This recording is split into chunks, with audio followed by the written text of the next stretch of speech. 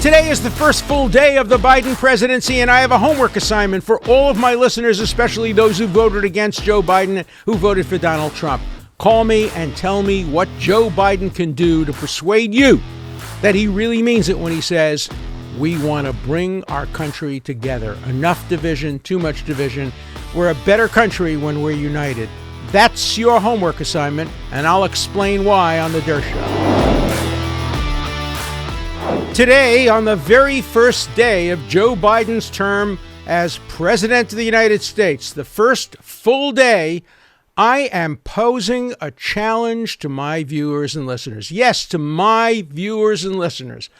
I know that a lot of you are Trump supporters. I know that a lot of you are conservatives and Republicans. I know some of you are liberals, some of you are Democrats, but from the calls I've gotten, a lot of my viewers are conservatives. A lot of them supported President Trump, and a lot of them oppose President Biden. So here's my challenge to you, to my listeners and viewers. You heard President Biden yesterday in his inauguration speech call for unity. Fox called it a hollow call for unity, and, other critics said it was a fake call for unity. I didn't see it that way. It looked to me like a genuine call to try to bring people together. I've known Joe Biden for 40 years. He's that kind of guy.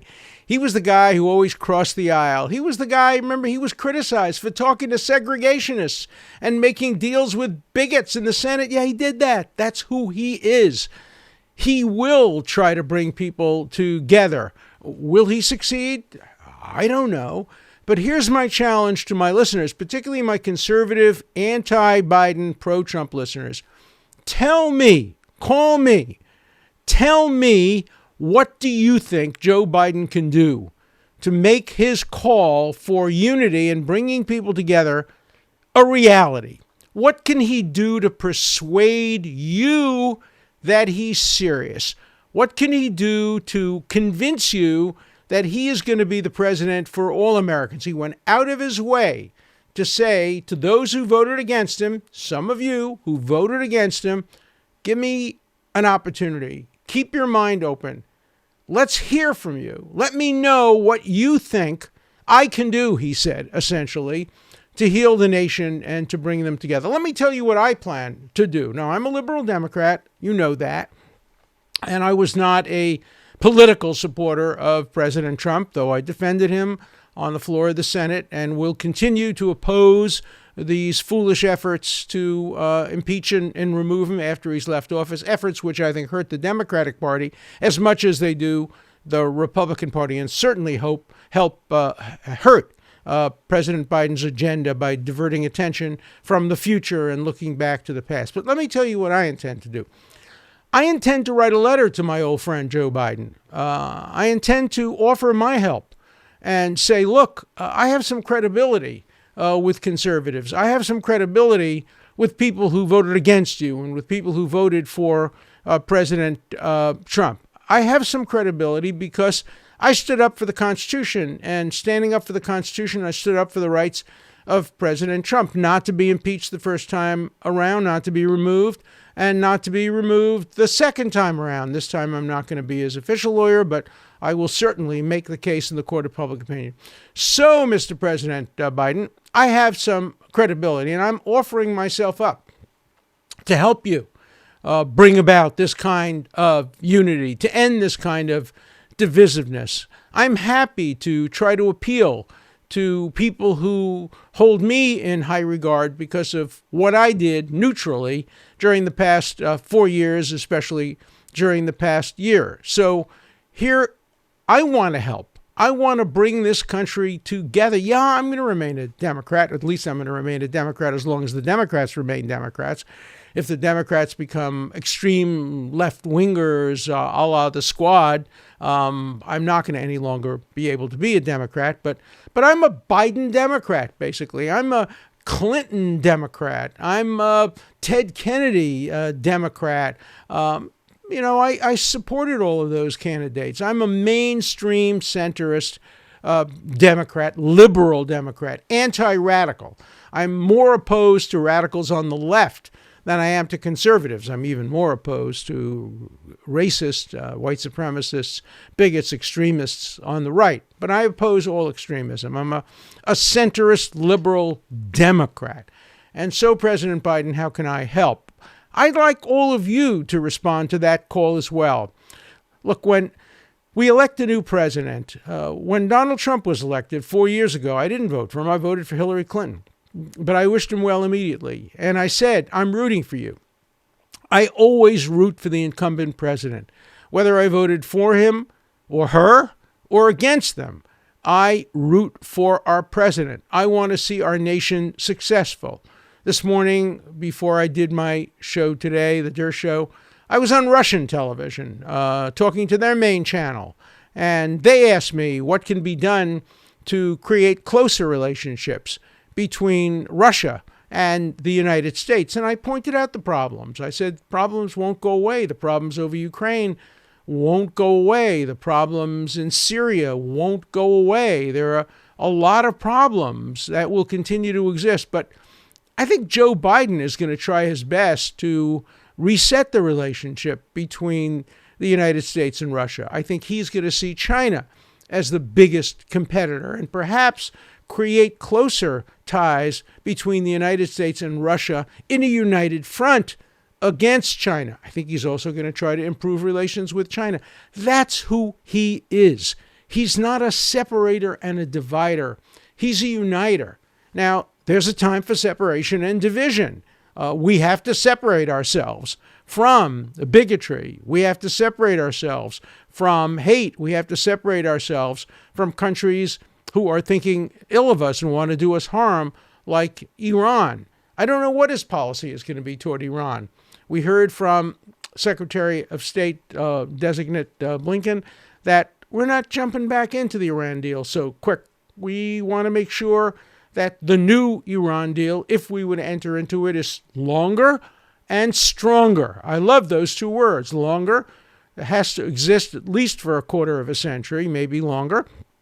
And stronger, it has to provide for real inspection, real ability to stop Iran from developing a nuclear arsenal. Because I have to tell you, as I've said here on the show before, Iran, they ought to know this, they will never develop a nuclear arsenal. Why? Because Israel will do whatever it has to stop that from happening. Can you blame them? A country of Holocaust survivors where 6 million of their parents and grandparents and uncles and aunts were murdered by Nazis because Jews didn't have power and strength. Can you blame a country for saying, we're not going to allow a neighboring country that has sworn to destroy us, that has promised to blow up Tel Aviv because Israel's a one-bomb nation? Can you blame Israel for taking whatever steps is necessary, whether it includes assassinating scientists, technological warfare involving computers, or an actual military attack? I guarantee you Israel will never allow, no matter who the president of the United States is, no matter who the prime minister of Israel is, Israel will never allow Iran to develop nuclear weapons. And I think Iran ought to understand that. And I think the United States ought to understand that. And I'm anxiously waiting to see what the policy of the Biden administration is going to be. I think Tony Blinken has the right approach. I'm worried about Wendy Sherman. She's number 2 in the State Department. She's the one who made the deal, who wrote the terrible, terrible Iran deal 4 or 5 years ago. So I'm nervous about that. But nervousness doesn't mean necessarily criticism now. I keep an open mind. So I want to hear from you. What do you think he can do? What steps can he take to move closer and bring us all together as a nation? What issues can he focus on about which there is consensus, about which every American agrees? Let me propose one or two. I'm sure there'll be some disagreement. The environment. The environment affects us all. Climate change affects us all. No, there are some climate change deniers. I'm not talking to you, the climate change deniers, the people who think there's no such thing as climate change. Of course there is. Every scientist will tell you there is. There'll be a disagreement as to how much human factors influence it and how much it's a natural phenomenon that occurs. You know, you can have some disagreements as to matters of degree, but we do experience climate change. The planet is in trouble. You don't have to believe the extreme view that we'll come to an end in so-and-so years unless we reduce carbon, whatever. You don't have to agree with all of that, but I think everybody agrees that it would be a good thing to slow down the environmental damage that's occurring. Now, on the other side, you don't want to lose a lot of jobs. So there was a big dispute over whether we should be in the Paris Climate Accords or not. President Trump took a view that China wasn't doing its job, other countries weren't doing their job, that all the burden fell on us. We are a great consumer and producer of carbon and environmental pollution. We're not nearly as bad as some other countries, but we're not so good. But the argument that the Trump administration made is too much of the burden's on us, too little of the burden's on China and other countries, and it will take away too many jobs. Okay, if you were advising President Biden about how to deal with the climate, what would you say to him? You wouldn't say don't do anything, and you wouldn't say end all of industry and stop all of everything we're doing to preserve the environment. Some balance has to be struck. I'm not a scientist, so I don't know the details of fracking and coal and all of that, but what is it you would tell him to do? What is it you would tell him to do about immigration? Again, I think we have a consensus about some aspects of immigration. We are a nation of immigrants. I would not be here today running the Dershow if my grandparents, great-grandparents in my case, hadn't made the decision to come to the United States at the end of the 19th century on one side of my family, the beginning of the 20th century on the other side of my family. We are a nation of immigrants, and I think everybody understands that we renew the lifeblood of this country when we bring in immigrants who help the country. We've had immigration in this country that has actually boosted the levels of accomplishment, tremendous contributions that immigrants have made to this country. Some of the greatest Americans have been immigrants. So I think we all want more immigration, more lawful immigration. But what do we do with the millions of people who are in this country today without documentation? What do we do with their children who were brought here when they were 1 or 2 years old, or who were born here? They're citizens. What do we do when you have children who are citizens, but their parents are not? These are complicated problems that President Biden wants to confront. I hope he confronts it in a way that brings us together. So call me and tell me how you think he should solve the problem of immigration. And don't tell me build walls. Okay, you can have your walls. Those are symbolic. What do you do with the millions of people who are here? Walls will just keep them in, not keep them out. What do you do with DACA? What do you do with our real problems? What do you do with the relationship between immigration and employment? These are complicated problems that we can solve better if we are united than if we're divided. What do we do with China? We know China cheats. We know that China doesn't play by the rules. On the other hand, China will soon perhaps surpass us as being the most powerful economy in the world. China is a brilliant country. The Chinese culture goes back Confucius and beyond that.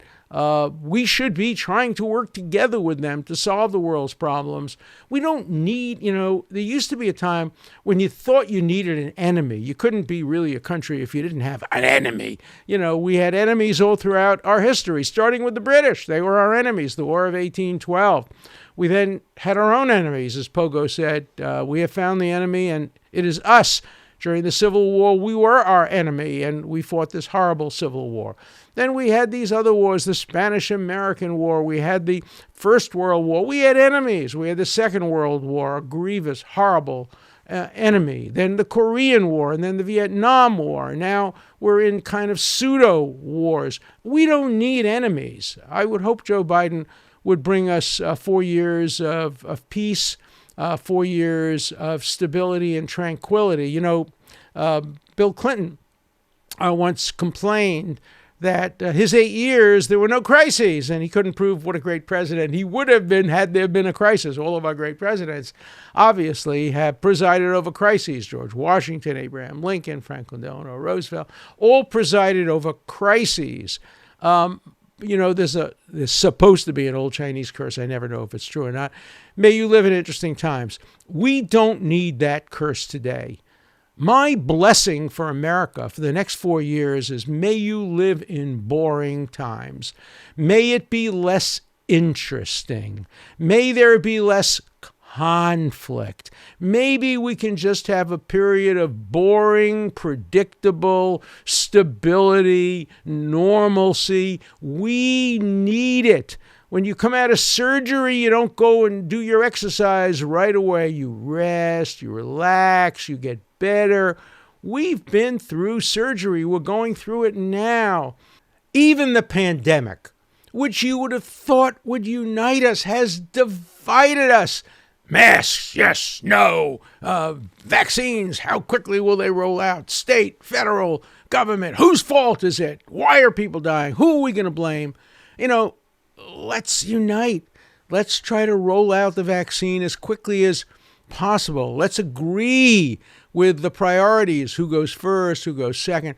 Let's try to fight this pandemic as a united country. We don't need division. We don't need excitement. We don't need drama. We need boring, consistent normalcy. And I'm not suggesting Joe Biden's a boring guy compared to Donald Trump. He's a boring guy. Compared to Donald Trump, everybody's a boring guy. But Trump lost the election. And we opted, both in the popular vote and the electoral vote, for a more centrist, more consistent, less dramatic candidate.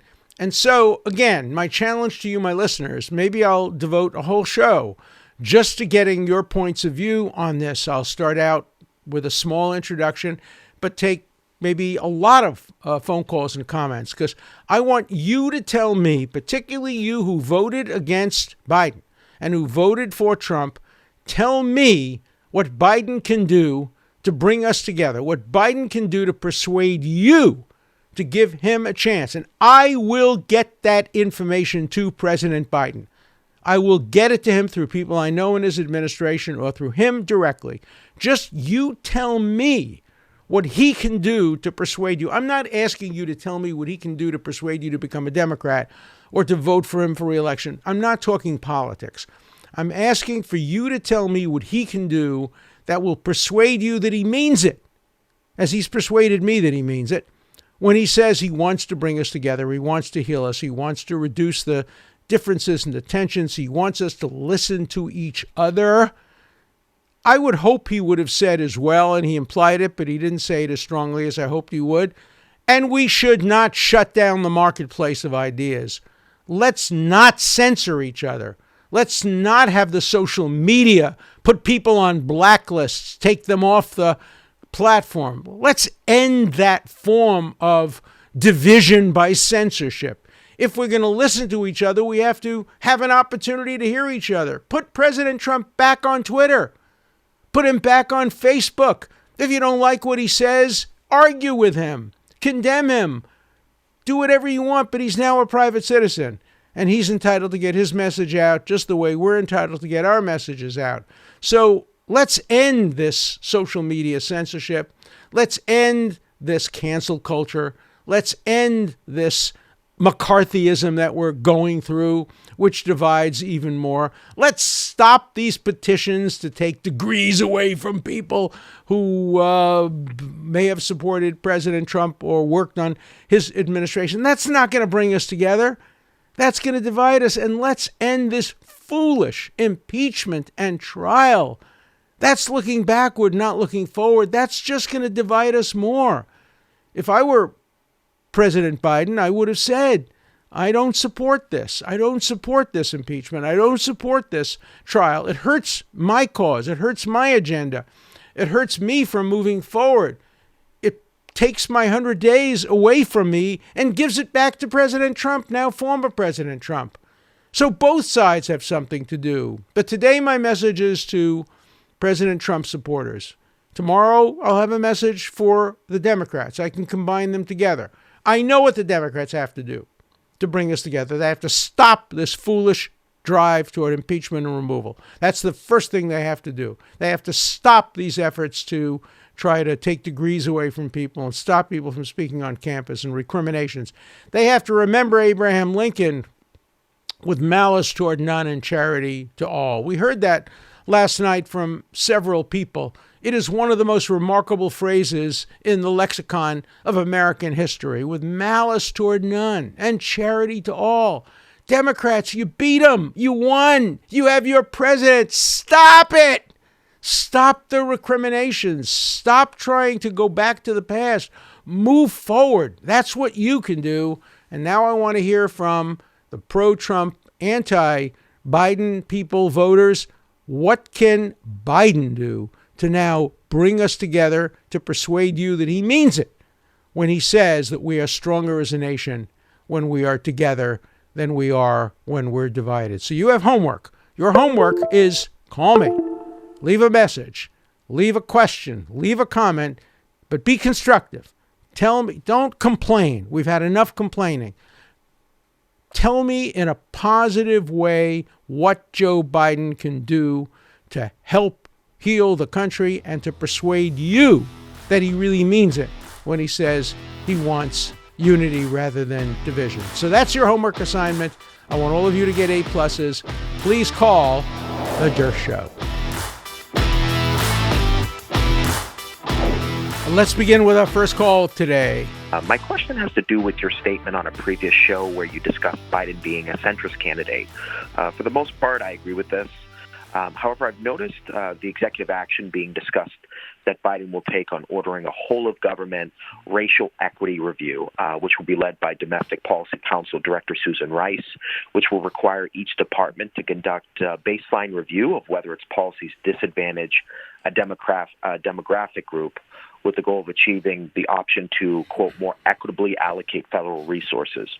I just noticed over the last several years that identity politics is running rampant in the Democratic Party, and Biden has engaged in this with his past statements. My question is, how concerned are you that he or Kamala Harris will enact policies that claim to be about equality, but actually disfavor certain groups based off the assumption and generalization that any disparity equates to systemic inequity, basically leading to equity or quality of outcome policies? Do you think this is the direction we're going in as a country? Does the executive branch have the authority to enact policies like this? What are your thoughts? I'd love to hear it. Thank you so much. Great question. And of course, the answer is going to be a matter of degree. I think we all want equality. Let me be very clear. I've said this before. We are not a systemically racist country. We are a systemically anti-racist country. What do I mean by that? Systemically, everything is opposed to racism. The government's opposed to racism. Our universities are opposed to racism. Our media is opposed to racism. Black Lives Matter is the most prominent and popular brand and organization in America. Systemically, we're very anti-racist as compared to when I grew up, where we were a systemically racist country, where there was legal discrimination before Brown versus Board of Education, before the Civil Rights Law. Systemically, we've moved away from racism. Systemically, we're anti-racist. There's still too much racism in this country. There's still too much racism by individuals, but the racists don't win. They don't get the support of the system. The system is opposed to racism, and what we're seeing is the system under President Biden moving even more away from what would be called systemic racism and towards systemic anti-racism. We have a lot of work to do because there's far too much racism in this country. There's racism, particularly against people of color, but there's all kinds of racism. We have too many bigots in this country. There are too many anti-Catholic people. There are too many anti-Jewish people. There are too many anti-Hispanic people. There are too many anti-Black people. There are too many anti-Asian people. We do have systemic racism against Asian Americans in many American universities. That is systemic, and I think that will be proved in lawsuits that are going around the country today. So we have to be careful how we use the word systemic. It could have two meanings. One, that it's pervasive. Well, yeah, it is pervasive. So we might say, in that respect, it's systemic. I don't think that's what systemic means. To me, systemic means, does it come from the top? Does it come from the top down? Is it imposed by the government? And the answer is no. From the top down, we have systemic anti-racism. It's from the bottom up that we have continuing racism. You know, when I was a student at Yale Law School, there was systemic anti-Semitism. It was systemic. I was first in my class, editor-in-chief of the Law Journal, going to be a Supreme Court law clerk. I got turned down by 32 out of 32 Wall Street firms. They all practiced systemic anti-Semitism. That was part of the system. When I went to complain to the dean of Yale Law School, he said, hey, that's the system we live in. We have essentially an apartheid legal system. We have the WASP firms, the Jewish firms, the Catholic firms.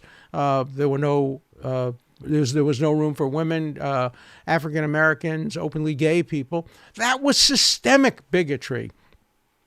That's over. And what we have now are very great pockets of bigotry of all kinds, white supremacy, all of that. But it's not systemic. It's anti-systemic. I would argue that within our criminal justice system, maybe one can argue there is some still remnants of systemic racism in the sense that so many more people of color are convicted, tried, charged than the proportion of people who commit crimes. And the system is biased against people of color in the criminal justice system. But we're moving away from that. And the trend is clearly in the right direction. And what we're seeing, I think, with the Biden administration is an attempt to remedy the remnants of, and the deep remnants of racism. Maybe they'll go too far. Maybe they'll introduce identity politics. Maybe affirmative action based on race will operate at every element of the government. I hope not. I hope the goal is equality of opportunity rather than equality of outcome. But we'll wait and see. Great question. Thank you. My question is, Thomas Jefferson, I believe, had said that he believes that every so often we should write a new constitution because things change. Now, we've never done that in this country before. My question is, do you think we should write a new constitution because so many things have changed in our country since the founding? It's a great question, and I'll answer it with one word, Israel. When Israel was first established, the first law was, we're going to get a constitution. It's now been 72 years. They don't have a constitution. Why? You cannot get a constitution except at the beginning, except when parties don't exist, except when divisions aren't as great. We were so lucky. We formed a phenomenal constitution, deeply flawed, with all kinds of problems. Yes, systemic racism was in our Constitution.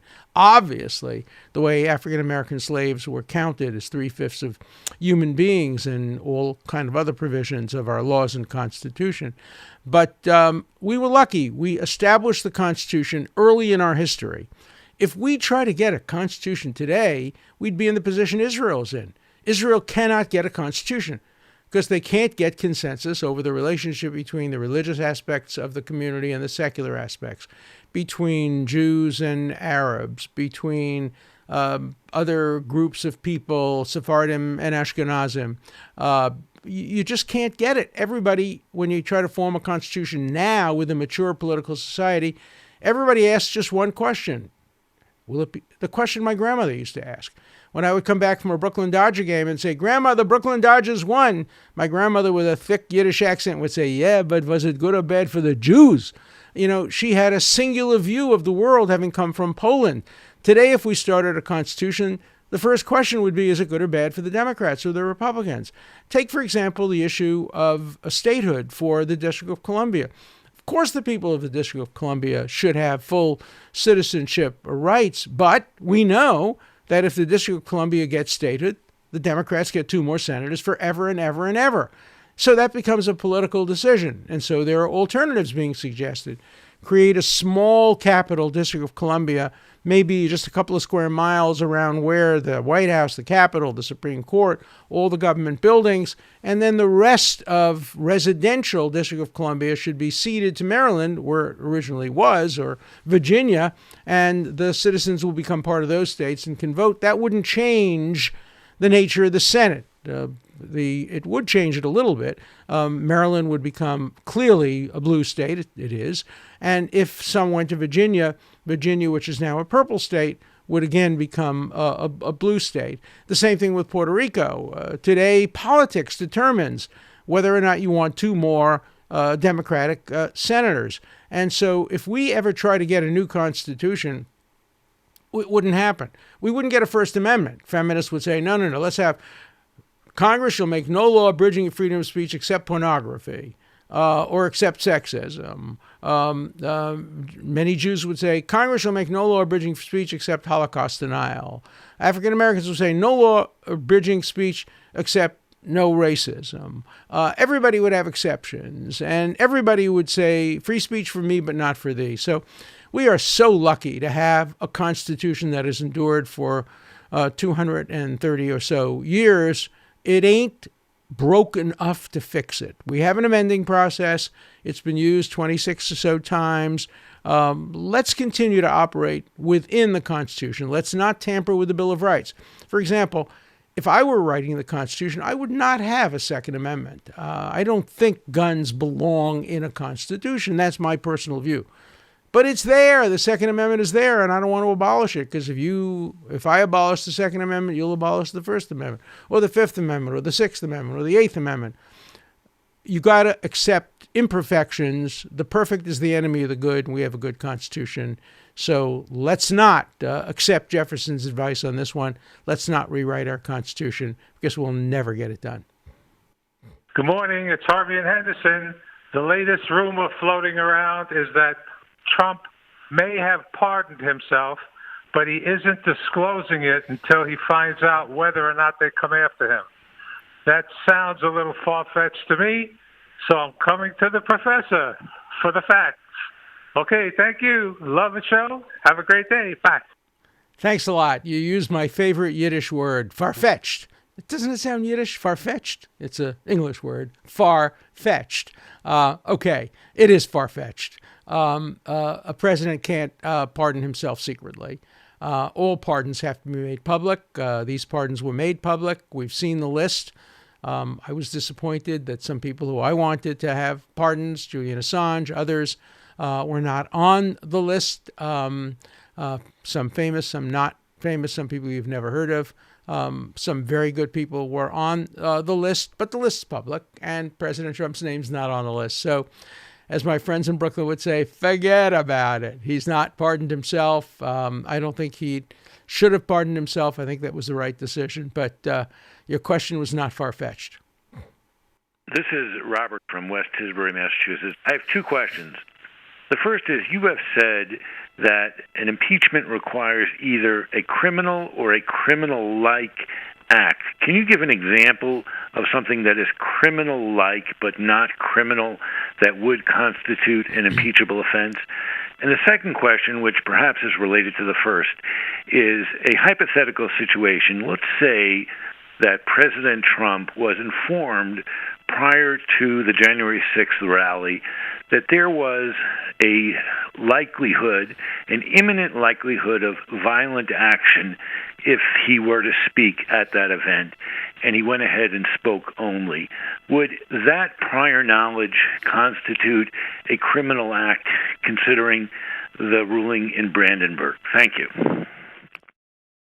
Great questions. Let me take the second one first. And I like to answer questions by sometimes giving hypotheticals. Let's assume that Martin Luther King was about to give his great speech, I Have a Dream. I was there. I was way in the back with two judges, one of whom I had clerked for.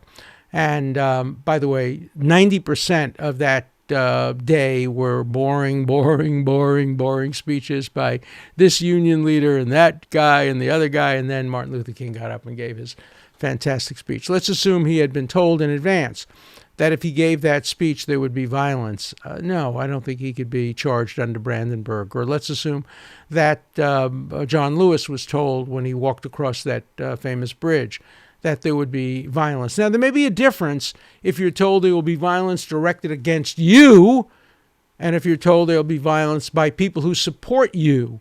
That's a moral difference, but I don't think it's a constitutional difference. As to your second question, what would be criminal-type behavior that's not technically criminal. Let's assume a president gave a bribe while outside of the country, in the Ukraine or in Russia or in China. A president accepted a bribe or offered a bribe. That might not technically be an American crime. Or let's assume that he committed a crime. Let's assume he was a president with an 8-year term, and he committed a crime 7 years earlier. That would be beyond the statute of limitations, which is generally 5 years, sometimes 6. That's criminal type behavior, but it's not a crime.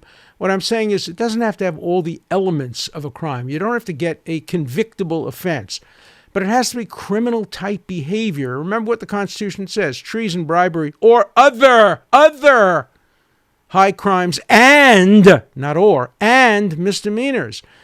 All of those categories are criminal. Criminal-like. Misdemeanor is a crime. Do you know in common law you could be executed for a misdemeanor? There were capital misdemeanors. And Blackstone, who was the guru of the law at the time our Constitution was written, talked about misdemeanors being a species of crime, a serious type of species of crime, not a felony, but a species of crime. So the framers had in mind criminal behavior, criminal type behavior, but perhaps not technical criminal behavior. And so those are some examples. There are others, I'm sure, that would come to mind. But the idea of somebody being impeached for abuse of power, every president's been accused of abusing power, obstruction of Congress. It's the job of a president under our system of checks and balances not to give in to Congress, but to challenge them in courts of law and courts of public opinion. So the first impeachment was clearly unconstitutional. This one is a little different because it does charge a crime. It charges incitement to whatever, insurrection. That probably is criminal type behavior, which would satisfy the impeachment criteria, but there just isn't evidence that it happened. If he were tried for incitement, he'd be acquitted under the Brandenburg principle. So again, great questions. Keep them coming. These are terrific questions. These are the kinds of questions I love to get when I was teaching law at Harvard for 50 years. Hello, Professor Dershowitz. It's an honor to be calling you. It's a blessing that one of the greatest legal minds in America is available to the citizenry via phone call. I have a question for you concerning the impeachment of Donald Trump. Who would be the presiding officer of this trial? I guess the Constitution says that in the case of impeachment of the President of the United States, the Chief Justice shall preside. But given the fact that Donald Trump is no longer president, who will preside over this hearing? And if John Roberts does preside over the trial, can he move to have the trial stopped because the articles of impeachment say that he is to preside over the trial of the president, but Donald Trump is no longer the president? Thanks, Professor, and have a great day. Another great question. You're absolutely right. The Constitution requires the Chief Justice to preside, and the reason for that is the Chief Justice is not among the people who would become president if a president is impeached and a vice president is impeached. He's not in the line of succession. Also, chief justices don't generally run for president, so they wanted a neutral person. But what happens if a president is impeached while he's president, as Donald Trump was in the second impeachment, but then is put on trial as a private citizen? I think the Chief Justice is going to have to make that decision. And knowing John Roberts and having an enormous amount of respect for him, I remember him as a student, I remember him as a judge, I've met him as a justice, the Chief Justice. I think he's going to decline. I think he's going to say, no, that's not my proper role to preside over the trial of an ex-president. I don't think he'll offer an opinion as to whether the trial is valid or not, but I don't think he will agree to preside. Now, what if the Senate asks him to preside or orders him to preside? No, I think under our system of separation of powers and checks and balances, he has the right, indeed, I think the obligation to say, no, I'm not going to engage in an unconstitutional act, that is presiding over the trial of a private citizen, even one who was impeached while he was president. I have given up trying to predict how judges and justices will act, but I think that would be the proper thing for him to say. Then who becomes the presiding judge? Well, it becomes the Vice President of the United States, the presiding officer. The Vice President of the United States may very well be a candidate for president in 2024. After all, President Biden's the oldest person ever to be sworn in as president of the United States, 78 years old. He'll be 82. That's my age. Hey, I'm feeling like I'm up to running for president. Nobody voted for me, but I have the energy to do it. But it's certainly possible that Vice President Harris will run. And should she preside over a trial whose purpose it is to say that Donald Trump can't run against you because he is going to be disqualified, that would raise some questions. So who do you then get to preside? Well, the answer is you shouldn't have a trial. The framers of the Constitution never intended for there to be a trial of a retired or a president whose term has ended. And the fact that the Chief Justice presides is evidence. The framers would have resolved that question. Remember that several state constitutions at the time of the framing of our Constitution, several state constitutions did provide for a person to be impeached after they left office. That was true in England as well. It could have easily been put into our Constitution. It was not. The words of the Constitution seem clear that only a sitting president or a sitting office holder. We had one case early on in our history in 1876. It was a mistake. And the guy was acquitted because 23 senators voted that there was no jurisdiction in the Senate. I have an article in today's Wall Street Journal all about that, making the case against trying this president. Please read my article in the Wall Street Journal today and call me and tell me whether you're persuaded by its logic. I'm sure there will be letters and op-eds opposing my point of view, and I'd love to hear from you as to whether you think my op-ed in today's Wall Street Journal is correct or wrong. But I think the Chief Justice should not, and I think will not, preside if there is a trial at all. I'm still hoping there won't be a trial and President Biden can move on. Which brings me to my concluding statement. Please, your homework assignment. You're not passive listeners here. You have a job to do. This is like a class. You have to sit at the edge of your seat when you listen to my show, and you have to say, he's wrong. I want to respond. I want to argue with him. Well, here you have a homework assignment. Tell me what President Biden can do to persuade you that he really means it when he wants to bring our country together. So let me give you the number because it's a homework assignment. So you got to do it. The number is 216-710-0050. And please keep your comments. You remember when I used to give exams, I had word limits. So I'm giving you a word limit. 60 seconds. 30 seconds is better. 60 seconds is maximum. We can't put calls on if they exceed 60 seconds. Now, please also continue to subscribe on Rumble. We're over 80,000. We're moving up in all of our platforms. So subscribe, listen, but most important, do your homework. I'm grading you. See you on the next Dershow. An important part of the Dershow is your voice, your questions, your comments. Please call 24/7. The number is 216-710-0050. Keep your comments short and to the point. Again, the number for you to call 24/7 is 216-710-0050. Hard questions, criticisms, everything's fine. Just keep your questions short, and I'll answer them all on the Dershow.